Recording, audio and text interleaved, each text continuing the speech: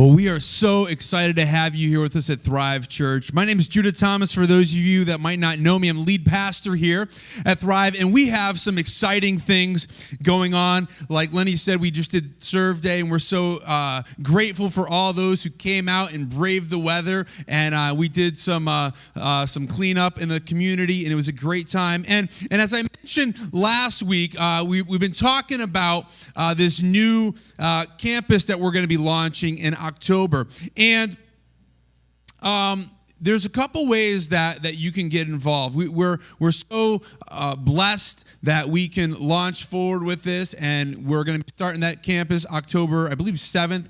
And we said we're going to be doing an offering this week. And on your chair, you have a colored envelope like this on your chair, in front of your chair, something like this. And what we would just encourage you to do is, if you've been praying about it this past week and you feel that God has put it on your heart to give towards the launch of the Torrington campus, you can take whatever gift, cash, check, put it in the envelope. You can drop it in one of the offering boxes when you leave. We were initially talked about passing a plate. We decided not to do that because that's kind of not how we do things here. So you can do that. If you do give cash, though, if you just write your name on it, that way we can credit it to you and give you that tax benefit when we give you your report at the end of the year. Also, if you prefer to give online, you can give online by ACH or credit card if you go to thrive.church/give. And there you can just, you can do the one-time gift, and you can hit the drop down for Torrington. And we are excited about what's going on there. This is honestly an opportunity to invest in the kingdom of God. We had a small group of people that early on, before we launched Thrive, that gave generously, that planted the seeds for Thrive Church. And not everybody was able to get on the ground floor of that, but now we can get on the ground floor of what's going on up in Torrington, and there is so much potential up there, and so we're just so excited about that. Also, if you want to get involved serving up there, you can still let us know, or get involved serving here. We need some people to get involved here as well, just to take things to the next level. So, with that, we're continuing our series on vintage values. These are values that are kind of a little bit maybe outdated. Things that our grandparents or maybe some older folks would talk about. We would see it in old black and white TV shows. We would see these values, these character qualities that people would demonstrate in their lives. But in our day and age, we don't see them quite as much anymore. And the one that we're talking about this week is loyalty. We've talked about gratitude, we've talked about honor, and we've talked about purity and integrity. Now we're talking about loyalty. Now, I wonder if you agree or disagree with this. If you agree with this, raise your hand that disloyalty is a big problem in our world. Do you agree with that? Disloyalty is a big problem? Yeah, I mean, we see it all around us. We see disloyalty. We have friends that are disloyal. We see spouses that are disloyal. We see employees that are disloyal. Now, I want to ask another question. How many of you feel like you are a pretty loyal person? You're a loyal person. Okay, now keep your hands up. Look around for a second. These are some loyal people here, so these are people you can trust. Put your hand down. But do you see the problem here? Because we all agree that disloyalty is a problem, but yet most of us think that we're pretty loyal people. Now, some people didn't raise your hand. I don't know if you were embarrassed or if you're just being honest. Like, no, I'm not loyal at all. I'm a disloyal person. But there's you see the conflict here. It's like disloyalty is a problem, but not with me. Everybody else is disloyal, but not me. I'm a loyal person. Now, I'm sure that you really are a loyal person, but there's this tension. There's this tension that we all face. And the truth of the matter is that disloyalty is very hard to see in the mirror. Disloyalty is very hard to see in myself. It's easy to see in somebody else when they betray my trust, when they've been disloyal to me, but it's very difficult for me to see disloyalty in myself. Companies, they expect loyal customers, don't they? They have loyalty programs. Maybe you go to a coffee shop or somewhere and it's like you got the little punch card, or you got the loyalty program. If you come in and you buy a certain amount of cups of coffee, eventually you'll get one for free. All these people have loyalty programs. What's the purpose of a loyalty program? It's to get you to continue purchasing from them, right? Companies expect loyal customers, but here's the problem, isn't it? But they don't always provide loyal service. You know, they want you to be loyal to them, but they're not always loyal to you. Have you ever had a company where you've been very loyal to them before, and then you have a problem with a product that you got from them, and then you call them, and they won't give you the time of the day? And you're like, wait a minute, I've been loyal to you, but now you're not being loyal to me. We talk about brand loyalty. I wonder if anybody here prefers, Ford over Chevy. Let's take a quick poll. If you're a Ford person, raise your hand.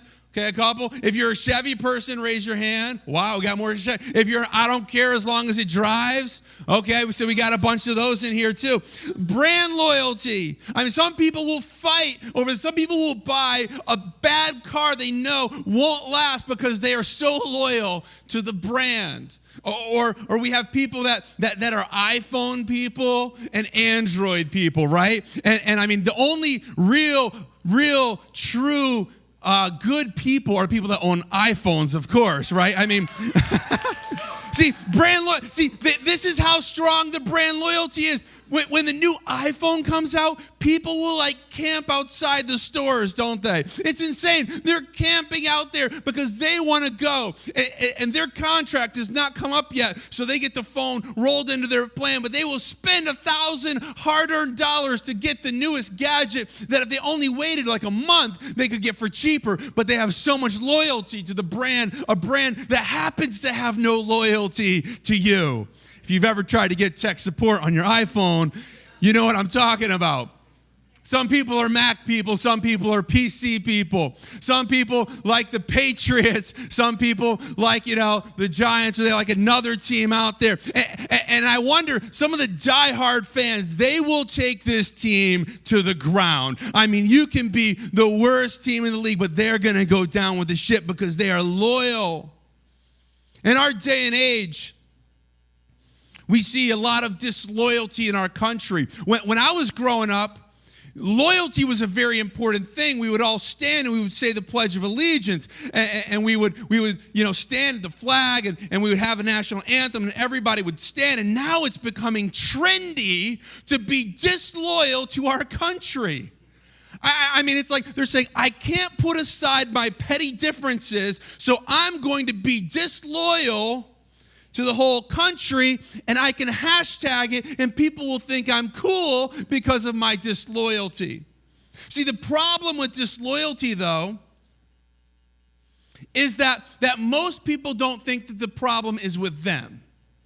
See, the truth of the matter is, you can write this in your notes, that we are all very loyal people. We're loyal to ourselves, aren't we? We're loyal to ourselves above all. I might be loyal to somebody. I might be loyal to a friend. I might be loyal to a boss. I might be loyal to a teacher, a colleague, but only to a point. And ultimately, I'm loyal to myself. It reminds me of Peter. Peter was one of the followers of Jesus.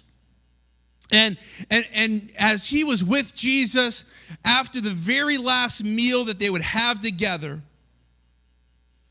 Jesus looks at his followers, his 12 disciples, and he says, tonight, one of you will desert me. One of you will be disloyal to me. One of you will betray me. And in Matthew 26, verse 33, Peter declared, even if everyone else deserts you, Jesus, even if everyone else deserts you, I will never desert you. All these other goons, they might leave you, but not me. I'm going to be with you through thick and thin. Even if everyone else deserts you, I won't desert you. And Jesus replied, I tell you the truth, Peter. This very night, before the rooster crows, you will deny 3 times that you even know me. No, Peter insisted. No, he insisted, even if I have to die with you, I will never, ever, ever, ever deny you. And all the other disciples vowed the same. We won't deny you. We won't be disloyal to you, Jesus. Jesus says, yeah, one of you it's going to be you, Peter. No, even if I have to die, that's how committed I am. That's how loyal I am. And after Jesus was arrested and Peter is hanging out, kind of watching from the sidelines, and somebody says, hey, weren't you with Jesus? He says, no, I wasn't with him. Oh, I think I saw you with Jesus. No, I wasn't with him. I never met the guy before. So I said, no, you were with Jesus. I never met the man. Will you leave me alone? And he hears the rooster crow, and he realized suddenly that he had been disloyal. He was loyal to one person, though. He was loyal to himself. He was loyal to saving his own skin.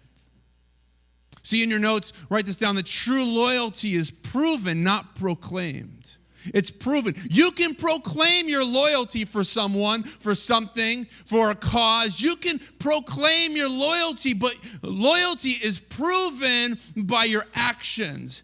And here, Peter proved by his actions that he was not being loyal to Jesus. It's about what you do, not about what you say. We say, oh, I'm loyal to God, I'm loyal to my family, I'm loyal to my boss. But are we? In Proverbs chapter 20, verse 6, it says, many will say that they are loyal friends, but who can find one that's truly reliable? Wonder if you've ever had a friend who betrayed you. A friend who is disloyal to you. A friend who said they would do something and didn't come through. A friend who said they would stick by your side through thick and thin, and then when things got tough for you, they took off the other direction and said, I never knew you before. It says here, it's hard, it's very difficult to find a friend who is truly loyal, who will stick with you, who is really reliable. Someone who will not just talk the talk, but someone who will walk the walk. I wonder, what kind of friend are you? I think for the most part, if we ask people, what kind of friend are you? Everyone would say, I'm a loyal friend. But again, who are we loyal to? Are we just simply loyal to ourselves? What kind of friend are you? What kind of spouse are you? Are you someone who's loyal? What kind of employee are you? What kind of sibling are you? What kind of student are you? What kind of citizen are you? Are you someone who is loyal? Or are you someone who's disloyal? See, we love the idea of loyalty, but oftentimes we don't actually like it when we have to act out what it means to be loyal. Look what it meant for Jonathan. Jonathan was from the Old Testament. This is the first part of the Bible before Jesus was on the scene. King David's best friend was Jonathan. And so Jonathan is who this story is about now. And they were at war with the Philistines, and Jonathan had his armor bearer. An armor bearer was basically an assistant who would carry around all of his gear. So when Jonathan would go into battle, his armor bearer was right there with him. It was kind of like a caddy when you play golf. And he's like, would you like the sword? Would you like the battle axe? Would you like the spear? What would you like? And he would be there handy. And sometimes the armor bearer would have to get in there and fight too with whatever weapon was left over from what Jonathan wanted to have. So here's the armor bearer. He's kind of like a servant of Jonathan. And Jonathan gets this burst of boldness. There's several thousand armies nearby. And at this particular moment, there's 600 people on this ridge. Jonathan and his armor bearer, They have a conversation. It's here in 1 Samuel 14:6. He says, let us go across to the outpost of those pagans, Jonathan said to his armor bearer. So now keep in mind, this is not an army we're talking about. This is not a whole group of people. Jonathan's just sitting around. I imagine it's like they're kind of sitting around the fire. They're chilling out. They're not at war at the moment. Jonathan's like, you know what? Let's go over there. Let's go over there and pick a fight. What do you say? Let's go over there and pick a fight. And he says, Jonathan said to his armor bearer, perhaps the Lord will help us, for nothing can hinder the Lord. He can win a battle whether he's got many warriors or only a few. Isn't that crazy talk? I mean, we're like, oh, wow, that's so great that he said that. But I mean, if you're there having this conversation with Jonathan, he's like, there's 600 troops over there. You know what? Why don't me and you just go take care of this? I mean, you might be, hold on, Jonathan. This is ill-advised here. He says, he can win a battle whether he has many warriors or only a few. Do what you think's best, the armor bearer replied, because I'm out of town. I am not going with you no matter what.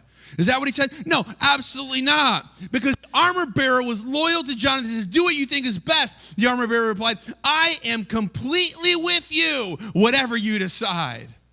Man, that is some loyalty. Hey, you want to go fight 600 people? Well, let's go. Sure. You make the choice, and I'm with you, whatever you decide.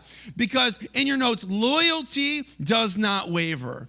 Loyalty does not waver. When you're saying I'm loyal to somebody, that doesn't waver. It's not waving back and forth, saying, well, I don't know if I should do this. I don't know if I should do that. Loyalty has made its decision and says, I'm going to do this. I'm loyal to you regardless of the outcome. Loyalty doesn't waver. And this armor bearer, we don't even know his name, and he's saying, I'm with you. Sure, 2 versus 600. I don't care. That sounds like pretty good odds to me. Let's go for it. Let's go. So they go into this ravine.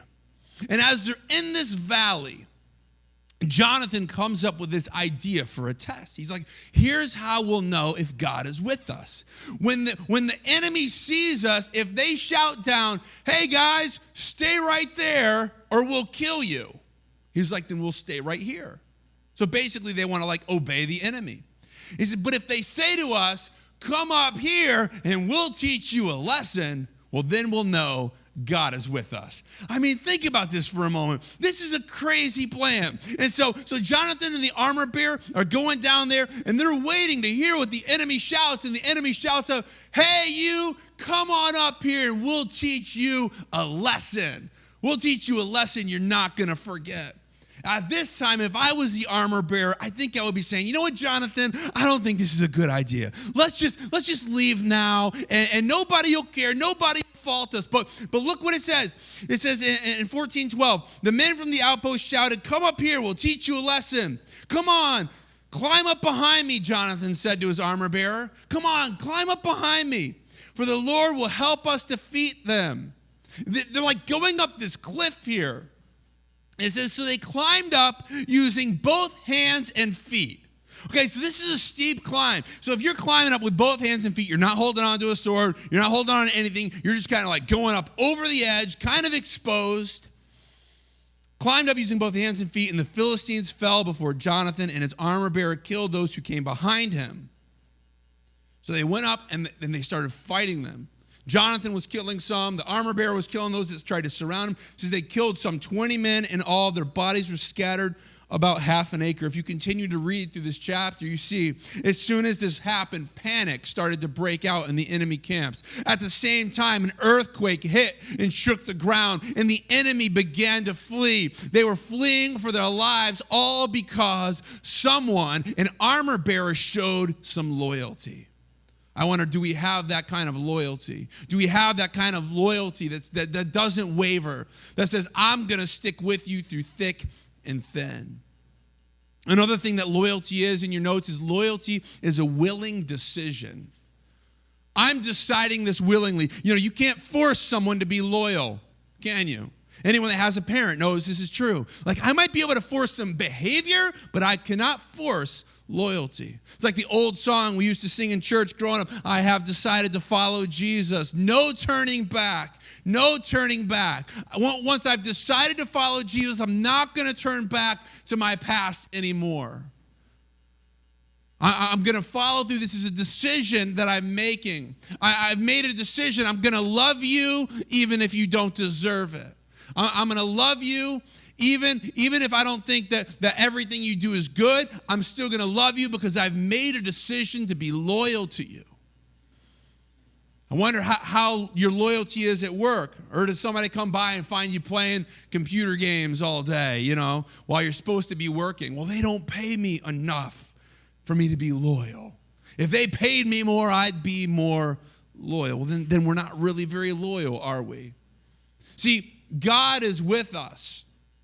He's loyal to us in the good times, and it's easy for us to be loyal to him when things are going good. But are we loyal to him even in the bad times? Even when things are difficult, are we staying loyal to him? Or like, you know what? Some bad things are going on in my life, so I'm not going to go to church anymore. I'm not going to be around other people. I'm not going to go to a group anymore. I'm not going to serve anymore because I'm going through a dark time right now, so I'm not going to be loyal because I'm only loyal when things are going good. That's what Peter did. Peter was loyal when things were going good, but once Jesus got arrested, that's where Peter's loyalty ended. That's where his loyalty stopped. See, it's like this chain here.